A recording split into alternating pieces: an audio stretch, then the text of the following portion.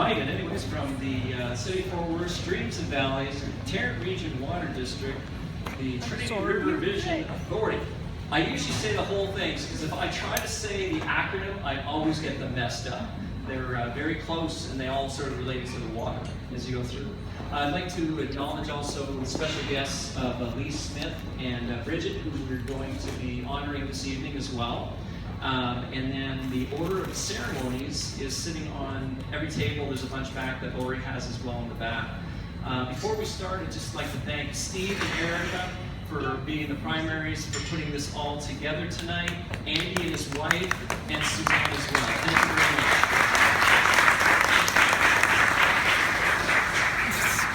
You know, we're really excited at the club about the potential for rowing here in Fort Worth going forward. And especially with the Trinity River Vision project going on, there's a lot of stuff. We went to a Streams and Valley meeting the other night, and what we need to do is just step out ahead of that, getting the plans for that going forward. And that's what this is all about, to set a precedent, step up our game. We're really blessed to have Andy. He comes to us with a wealth of experience, his excellent resume, both civilian and in the military, and he's taken on the task of our 2020 Vision Project, which lays out the future of the club. So let's give a big round of applause for Andy.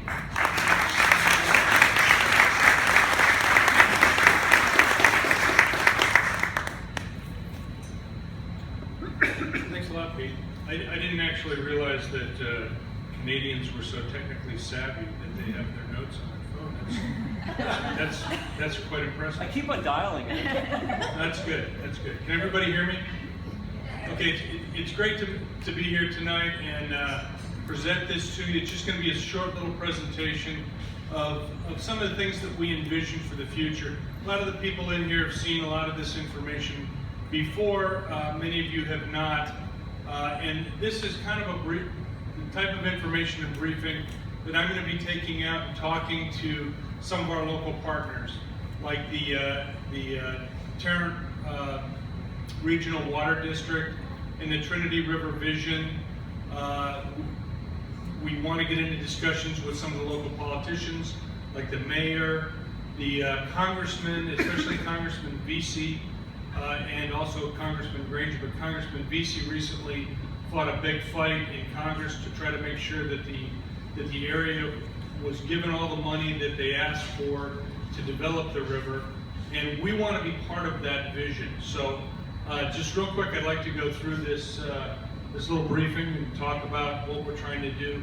Some of our not weaknesses that we have, but some of the challenges that we presently have, and where we'd like to be going in the future. Okay, just a couple of thoughts on rowing. I'll let you read those.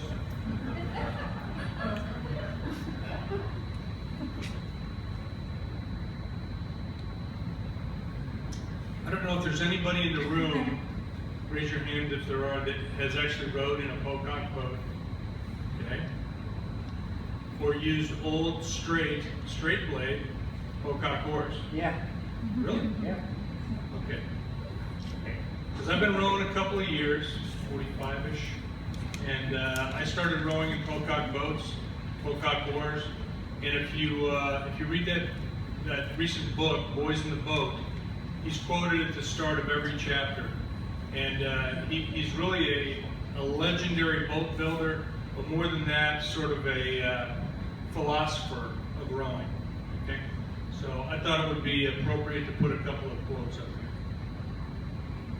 Small writing, but just to go through it a little bit. The Boat Club, as many know, was founded in 1990. Small group of very interested individuals with a couple of donated boats. Lee Smith being a founder of the club.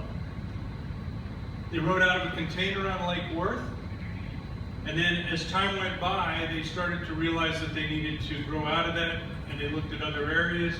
They ended up at Beach Street in 2004, and through help from the Water District, the city, and other support mechanisms within the area, they were able to put in a boathouse there. It was sort of a minimalist boathouse, and it's still there, and it's what we row out of. It's a slab with what I'll call a temporary building, sheet metal building. There's not much to it, it's not very fancy, We've got a porta potty out back. There's no running water, but we have electricity. It's worked great, and it's a great piece of river that we've got there. But the boathouse itself is sized for the operations of the rowing club, which means singles, doubles, and fours or quads. This right here, for those that don't row or haven't been around it, is a quad. So this is about the maximum that we can comfortably put in that boathouse. Over time, through success and popularity of the sport, the club has grown. And if you go in the club today when all the boats are home, it is packed. You can hardly get another oar in the boathouse, let alone another boat. And I'm surprised we got Kevin's boat. In 2014, TCU formed a rowing club. Because they have to be affiliated with the U.S. rowing organization, they are affiliated with the Fort Worth Rowing Club. That took up more space within the boathouse. And the other part of it is, in collegiate rowing, not so much in our club rowing, but in collegiate rowing, they also row eight-oared shells. And an 8 will not fit in our boathouse. It's just not the right size to fit an 8 in there. And that's why we have an 8 sitting outside the boathouse most of the time. We have had, and this is one of those things that creates the challenge, we've had very highly successful learn to row programs. Lee ran it this year, and I believe we had 4 or 5 sessions. 5 sessions? 5 sessions, a lot of energy, a lot of interest, and we have folks here in the room that just started rowing this year in those Learn to Row programs. And we don't keep everybody, but we have been keeping quite a few people recently. Because of the water conditions on the Trinity where we row, we've been using 3 locations recently. And that's due to the drainage of the river, which has recently occurred, but also because we've actually 4 locations. I forgot about Lake Como. But we've been rowing in various locations, so we're kind of spread out in the whole region around Fort Worth right now. When we come home with all of our boats, I think we're going to find that that boathouse is full. The rowing club, and this is in no real order, but the rowing club, about a year and a half ago, was granted 501c3 status, which is tax-exempt status. So we are basically a charity. So we can get money from organizations, get money from corporations. We haven't been doing a lot of that, but we can get that money and start to turn it into growing facilities and growing programs, which we'll talk about here in a minute. As you may suspect, and what I'm getting at is, we've got numerous challenges from our present location and the facilities, both because of the size of our boathouse, the success we've had with a growing program, and also some of the weather and water condition issues that we have on our section of the river. And this is the wordiest slide you'll see. Okay, just a few pictures. There's the boathouse, our home. And as you can see, it's floor-to-ceiling boats and oars. And actually right here, it doesn't look too crowded, but normally there's other boats on the floor in whatever those things are. Slings. And arrows. Slings and arrows. Okay, as I said, we have lots of challenges. The popularity is a challenge because as it gets more popular, our club grows. We've added TCU. We've got those facility limitations, and the next thing is, in lower left, you may not be able to make it out in the back of the room, but everybody that rows here knows what that is. That's a picture of a boat going into our dock next to our dam right there, and it's chock full of debris. Okay, it's just full of debris, because what's happened is rains have come in, waters have come up, everything's flushed down the river, and it ends up right where our dock is. We have rebuilt the dock 2 times in the last 2 years. It's washed away, and that's what you see on the right-hand side. We are not only a rowing club, we are a do-it-yourself dock building organization. And we do look very dapper in our gear, don't we? Okay, the good stuff. Fort Worth, it's a great city with lots of vision. I only moved to the city about 6.5 years ago. I really love Fort Worth. It's fantastic, a lot of great leadership. As you can see here, they think about their development and they do it right. And that also takes effect when you look at how they're trying to develop the river. Okay, it may be Cowtown, but it's also a river city. The Trinity River Vision, 2 nights ago they had a reception and they talked about their 10-year look. And it was really good. They have a really good idea of what they want to do and a plan, and we want to be part of that.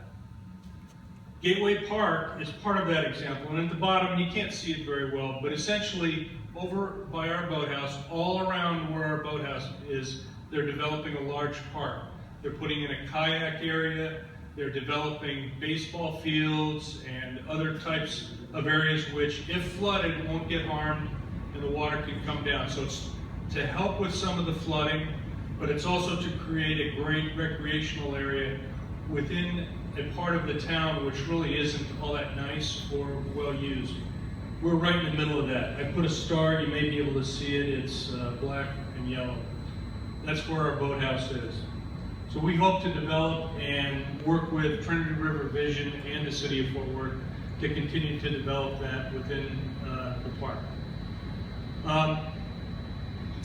All around here, years ago when I was rowing, there was a lot of rowing on the East Coast, a lot of rowing on the West Coast, some rowing up around the Great Lakes, Midwest. There was no rowing in Texas that I knew of when I was in high school and college. But recently, over the past 15, 20 years, rowing has grown exponentially in this region. And you'll see some pictures here in a few minutes of Oklahoma City's boathouse and Austin's boathouse. They have very vibrant programs. Dallas, Austin, Houston, Oklahoma City.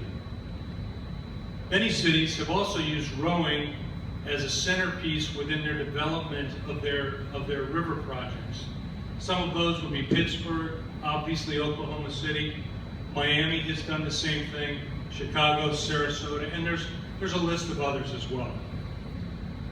Because we have such an outstanding piece of water here and we have such great support, we believe that the city may want to use us as the centerpiece in that development also. And also because we have a very growing club, it shows that there's a lot of activity and hopefully we can get that support from the city because of that. And a lot of that is thanks to Lee from all of his work and also his Learn to Row program. This is just to show you the piece of river that we've got for those who haven't been, don't know much about it. The star is where our little boathouse is. The start of our water is where the red arrow is, and the finish is where the other red arrow is. They're basically two dams. We can race between those. Having rode on water all over the world, this is really a pretty good piece of water. It's not as long as we'd like. We'd like to see a piece that's maybe 2,000, 2,500 meters long. But we have a couple of 1,000-meter pieces of river that are straight, flat, well shielded from the wind, wide enough for 3 lanes perhaps, 3, maybe even 4. And it's really a nice piece of water to row on. Our vision. We want to broaden and deepen our outreach into the community. And let me pause for a moment right here. Bridget, who's going to be honored in a little while, those are her words out of her report that she wrote a couple of years ago talking about this. So she started this vision project and working with the community, and I'm just taking over from there and working on it. And I want to thank her for everything that she's done in the past. But those are her words, so I've got to give her credit. I should have put quotes on, I'm sorry. She's an educator, she can mark them down. Okay, we want to continue our highly successful Learn to Row program. We want to continue to expand recreational rowing. Many people don't necessarily race. They like to get out there for fitness, the recreation, and also the love of rowing itself. But a lot of folks also want to compete. We have a growing cadre of people that want to go out there and compete and go to the local races. And we also have a lot more races locally. This fall there have been races in Austin, Oklahoma City, recently in Houston, Waco, What am I missing? That's about it. And then we also have some friendlies here in Dallas. We have them here when the water's not too high. Okay, so we do have a lot of races going on and a growing competitive environment. We want to support the TCU rowing program because we think that, and this is true in a lot of places, colleges have rowing clubs in many cases instead of necessarily NCAA sanctioned teams with scholarships and all that. And in those cases, they tend to link up with a rowing club. We have a strong relationship now, and we just want that to grow. We also want to develop other programs, youth programs, but specifically, I put down adaptive rowing programs. We're in an area where there are many, many veterans. We have a VA hospital in Dallas. We have a very large VA facility here in Fort Worth now, and we have a lot of need to help folks that have some sort of physical disability. Before I go on, and I've got some pictures of the adaptive rowing here in a minute. A couple examples. Austin, this is their boathouse, real nice boathouse. They have a large club. They have adaptive rowing programs, and that is kind of where we're trying to get to. Although our boathouse that you'll see in a minute doesn't quite look like that. I want to bring up Community Rowing Incorporated because that would be the big goal for any town to be. I don't think we'd ever get there because we don't have the water, we don't have the number of people that would row, etc. But they have maybe 20 coaches. It's a huge, huge facility with hundreds of boats, massive docks. It's a beautiful facility, and it is for community rowing. They have youth rowing, they have adaptive rowing, you name it, all the way up. It's a great facility in Boston if you're ever there. Okay, this just talks about some of those things that we're doing real well. We've got a great stretch of river. We've been rowing up at Marine Creek, which is another nice piece of water. And I'll show you what that looks like here in a minute. And we've got a couple of old guys competing just to show you that we do continue to have a lot of competition. And does anybody notice who's in the bow of that boat? Here's a picture of adaptive rowing. We've got TCU, and then we've got some of our club members at a recent event. I think that may be in Austin. Thanks. Okay. Adaptive rowing has been on within our books and our charters of something that we've wanted to do for a very long time. We don't really have the facilities, the capability, the equipment to do it. But hopefully as we develop the club, we can get to a point where we can get some of the equipment as you see here and help out some of those folks that want to row but may not be able to row in a boat equipped like this. Okay, what are the areas that we need to improve? We need to work on our dock system. I talked about that a little bit. We need to find a secondary location, and we think we have one of those. As well as we need to look at constructing a new boathouse, and that's the real goal for all of this. This is a picture of Oklahoma City. A couple things I want to note for you. You can see the boats on the water. There are a bunch of lanes. You may not be able to see the lane markers in this slide, but they've got, I believe they have 8 lanes.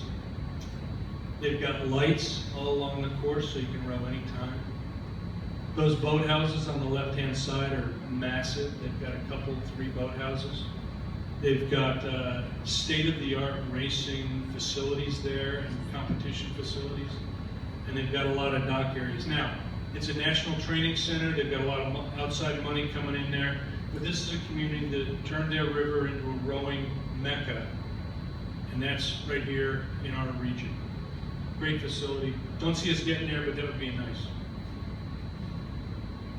Okay, some solutions for our dock.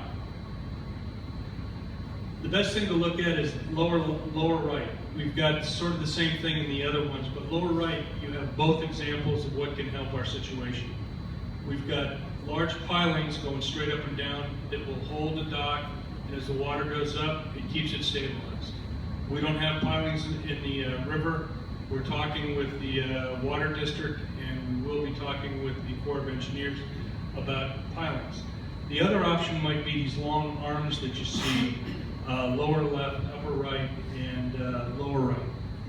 They hold the dock so that when it rises, it holds it stable, and when it descends, it holds it stable as well. Right now we use cables, and they work when there's a little bit of rise and a little bit of fall, but when we get water like we've had for the last couple of years, it's trouble. The docks go all over the place, or gone. So anyway, these are some of the things that we're going to talk to our local support organizations about, and to see what would be doable in our situation. Okay, secondary location, we have Marine Creek. You'll see where it is on the right-hand side. It's right next to the Tarrant County Community College North Campus. It's a great lake. We put this dock in this summer again. We're a dock building club as well. We put the dock in this summer, and it's a great place to row. It gets a little busy. They have water skiing. They have triathletes swimming in the water. They have a lot of fishermen. So we're looking at ways to deconflict, but we think it's a piece of water that we can use as an additional location to train on and to have fun on.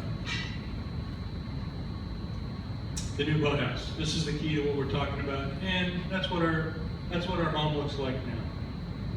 Supporting both organizations. Okay, some pictures. Small pictures from the back of the room. Down along the bottom, state-of-the-art facility at community rowing. What I want to talk about here is we need to have a dock that works well for us, that's stable, goes up and down. We need to have enough storage for all of our shelves. That's the second picture. The third picture along is a training room, which is what we need in our boathouse. Something where we can put ergometers, which are rowing machines, something where we can hold classes. But we'd also like to have bathrooms with toilets that actually flush. And at the right-hand side, that's just to show you what a nice boathouse they have at CRI in Boston. Locally, we've got the White Rock Boathouse in Dallas, as well as the Austin Boathouse, and I've already talked about Oklahoma City. Pittsburgh is a place where they used rowing as a central feature in their development of the waterfront. And they've got 2 rowing clubs there and very nice facilities. If you're ever in Philadelphia and you want to see a really nice rowing mecca, you go down to the Schuylkill River and there's a place called Boathouse Row. And there's boathouse after boathouse after boathouse. Clubs, high schools, college. It's a gorgeous place. It's a great place to row if you dodge all the trash in the river. Okay, these next set of slides, a few slides and then we're done. Just show some rough drawings of our boathouse as we think we might want to develop it. At the left is our boathouse as you see it today, 2 doors, small. Just to the right of that will be a storage area where we can put a trailer, we can put a safety launch, which we have not had till now. Next to it would be a larger boathouse to be built, which would house a training area, classroom area, as well as be able to house 8-man shelves, which we can't really do now in the smaller boathouse. And then to the far right would be parking and probably a picnic area, sit outside type of area. And then in front of it we have a flat area where we can rig the boats, work on the boats, etc. We'll just run through a few drawings here. That's from the other side. Overhead diagram, just kind of showing you what I talked about. And it did have bathrooms there, I don't know if you noticed. I think it flushed. I hope it's not blue water. Okay, what do we need? We need a vision. I think we have one. We need a plan. We're working on that. We're working with the local organizations that can help us. There's some issues because of where our boathouse is located. It's in a 100-year floodplain, so we're going to have to work with the Corps of Engineers. We're going to have to work with the Water District. We've already started to do that. We're going to need the support of all those organizations, as well as outside organizations like people that are interested and want to help out. We're going to have to get a number of approvals, as you might imagine, on the water thing and the floodplain. Community interest is obviously going to be key, and I think we have it. Our club is growing, and we can show that to the city and the water district. And of course, we're going to need funding, and that will obviously be the long pole, but we'll find a way around that. And with the 501c3, that will help us to be able to go out to some of the organizations, some of the companies, some of the people around that have some money that may want to donate to this type of function. And it would be helpful if we had adaptive rowing by that point, or be able to show them that we're well on our way to that.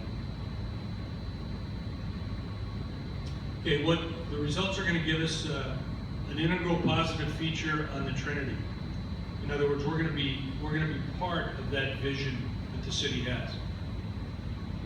It's another physical fitness option for people in the local area. It allows more people to come and join the club. It allows us to have a competitive environment on the Trinity where we can have races, bringing people from other regional clubs. And TCU can host races there as well. We'll get the support of TCU, and we are supporting TCU and their competitions and participation. We can be recognized as a regional rowing center here in this part of Texas, something to be proud of. And of course, as I said, I think it's very beneficial for us to try to service some of those folks that may need some help with adaptive programs. Okay, I put this up here because this is what we'd really like on top, but this is what we really need at the bottom. One more quote.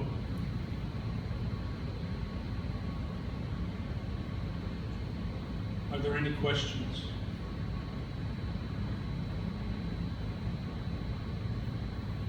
Okay.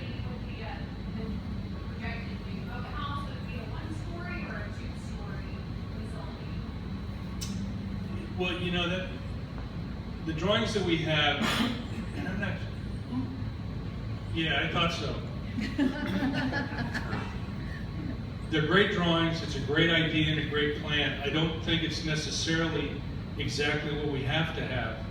There are there are many boathouses out there that are two-story. Perhaps instead of having a wide spread out one-story thing, maybe we go for something that goes a little vertical. Obviously, we're not going to put boats on the second story.